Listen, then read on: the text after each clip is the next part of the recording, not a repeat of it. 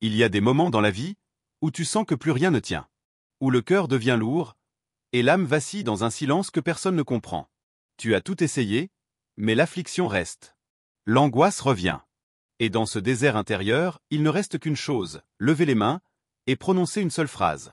Cette vidéo n'est pas un simple rappel. C'est une traversée vers un refuge.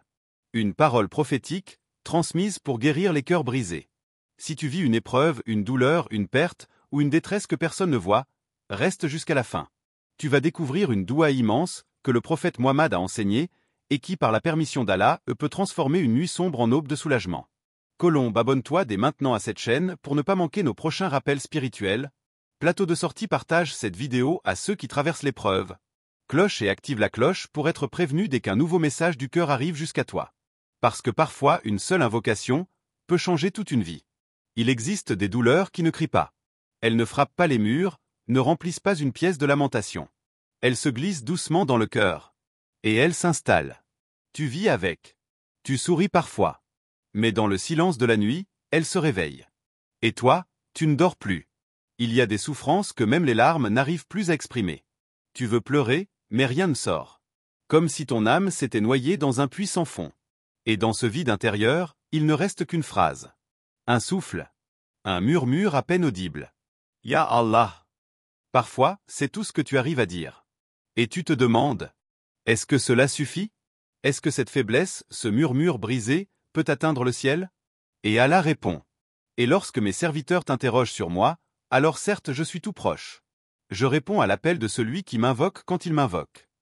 Sourate al-Baqarah, verset 186. Tu entends?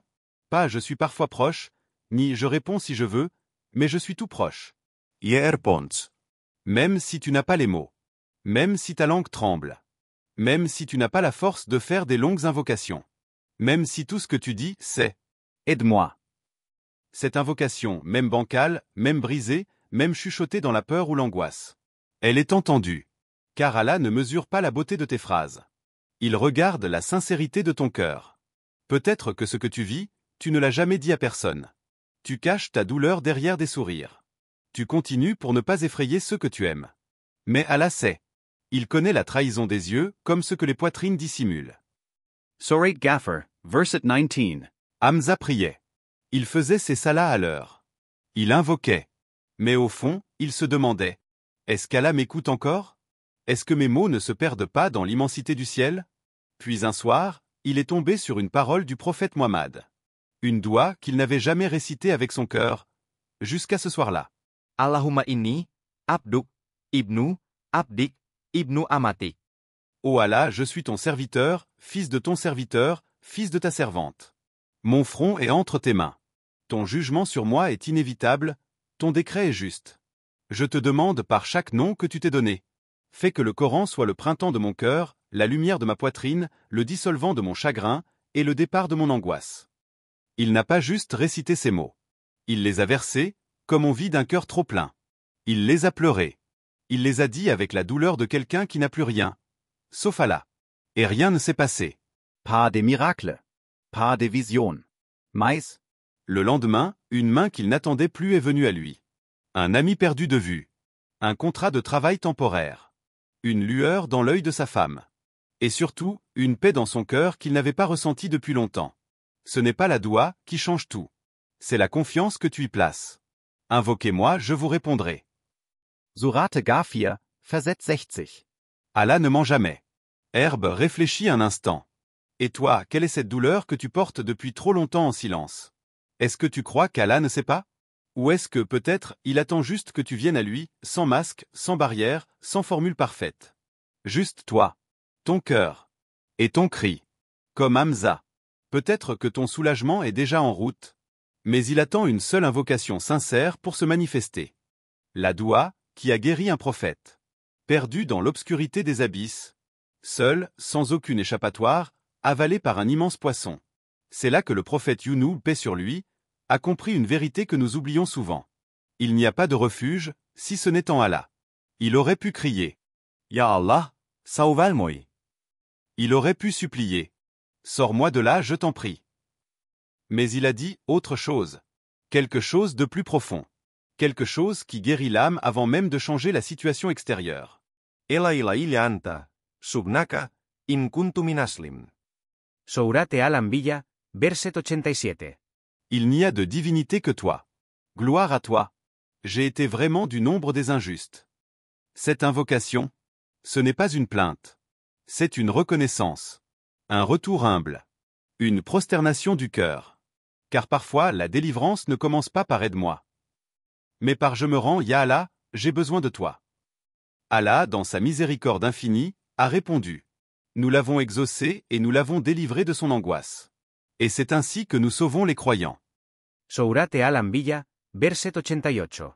Et ce verset n'est pas une simple narration. C'est une promesse. Ce qu'Allah a fait pour Younou, il peut le faire pour toi. Il peut te délivrer de ton épreuve, de ta peine, de ta culpabilité, de ton passé. Mais à une condition. Que tu dises ces mots, avec le même cœur que Younou. Un cœur brisé, conscient de ses failles, mais toujours tourné vers la lumière. Herbe, toi, combien de fois as-tu demandé à Allah de changer ta situation? Sans jamais t'arrêter pour lui dire. Je reconnais mes erreurs. J'ai délaissé ton rappel. Yereviens. Et si ton salut ne dépendait pas d'une solution extérieure, mais d'un changement intérieur?